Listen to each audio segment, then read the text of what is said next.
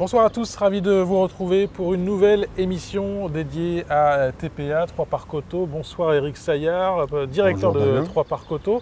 Nous sommes là pour parler des bornes de recharge pour véhicules électriques.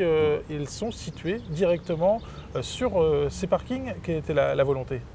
C'était un engagement de Trois Parcs Auto de fournir aux usagers, conformément à la demande de la ville de Troyes, des bornes de recharge électrique dans tous les enclos. Pour des raisons de sécurité, principalement, elles sont d'abord situées sur les enclos lorsque la réglementation sera très précise et en fonction de ses exigences, parce que ça a évidemment un coût, nous prévoyons de les mettre dans les parcs en ouvrage, c'est-à-dire les parcs souterrains. Pour l'instant, ça n'est pas le cas, elles sont strictement sur les ouvrages en surface. Une dizaine de bornes aujourd'hui? 9 très exactement. Il est prévu d'étendre le réseau des bornes de recharge électrique en partenariat avec le SDEA. Et Trois Parcs Auto, bien évidemment, s'est mis en partenariat avec le SDEA pour réaliser un objectif qui était inclus dans son contrat. Eric, on se retrouve tout à l'heure en fin de séquence pour voir le côté pratique, comment ça marche. À tout à l'heure. Volontiers, Damien. Nous sommes donc avec Joëlle Guinaud, la directrice du syndicat départemental d'énergie de l'Aube. Nous sommes sur le parking Michel Laclos. Une borne est installée ici. Pourquoi une borne sur ce parking directement? Nous intervenons à la demande des communes et il y a eu un accord entre la ville de Troyes et Trois Parcs Auto qui nous a demandé d'équiper tous les parkings de surface de bornes de recharge de véhicules électriques. C'est pour ça que nous en avons une dizaine sur le territoire troyen.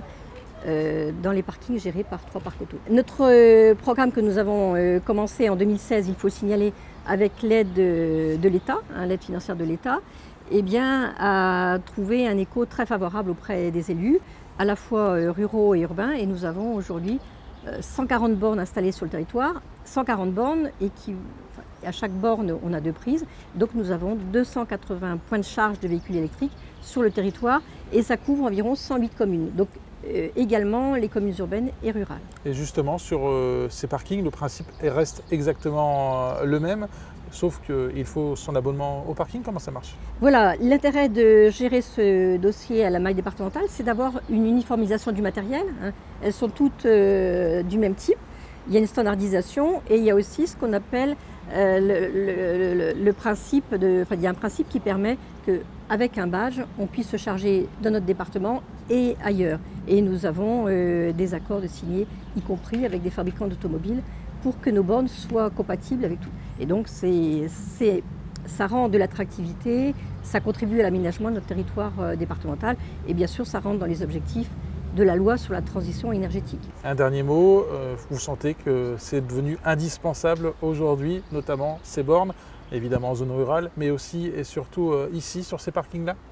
Écoutez, localement, je vous le disais, ça contribue à l'attractivité de notre département et ça s'insère totalement dans les objectifs internationaux et nationaux, puisque un accord vient d'être signé en mai dernier entre le gouvernement et les industriels de l'automobile, s'engageant à avoir un grand nombre de bornes de recharge sur le territoire national à l'horizon 2022 et une multiplication par 5 des véhicules électriques sur le territoire national. Nous nous inscrivons dans ce projet. Et c'est simple d'utilisation? C'est très simple d'utilisation, on va vous proposer une petite démonstration. Allez, c'est parti. Nous sommes avec Olivier, technicien auprès du SDEA. Bon, une borne, ça marche tout simplement? C'est compliqué? Comment ça se passe? C'est enfantin. En fait, la borne, elle fonctionne à partir d'un badge de recharge ou d'un smartphone, si vous êtes un utilisateur de passage, on va dire. Donc vous mettez en fait votre badge sur le devant de la borne pour libérer les volets, les prises. Et ensuite, vous faites la manip inverse, la manipulation inverse quand vous avez fini de recharger pour déverrouiller la prise. Et ça permet justement une utilisation très rapide et très pratique des usagers, quoi. Très rapide, c'est-à-dire? Très rapide. Avec 20 minutes de charge, vous récupérez 40 km d'autonomie sur votre véhicule. Et puis, on peut la laisser plus longtemps pour recharger absolument sa voiture? Absolument, vous pouvez la laisser le temps que vous voulez d'ailleurs, puisqu'en fait, vous avez un décompte tous les 6 kWh qui se fait de recharge. Donc, mais vous pouvez la laisser pour la charger absolument complètement, soit sur la prise rapide, soit sur la prise plus lente. Une prise plus lente, vous pouvez l'utiliser par définition plusieurs heures, quoi. En termes de coût? Alors en termes de coût, c'est 1 € l'unité. une unité valant 6 kWh de charge. Donc 6 kWh, la quantité d'énergie qui permet les 40 km. Donc en fait, ça fait 1 € les 40 km d'autonomie. Donc ça reste très concurrentiel que le gasoil ou que le super samplon 95. Merci beaucoup Olivier, et puis on se retrouve très bientôt évidemment pour un nouveau numéro de 7 minutes TPA.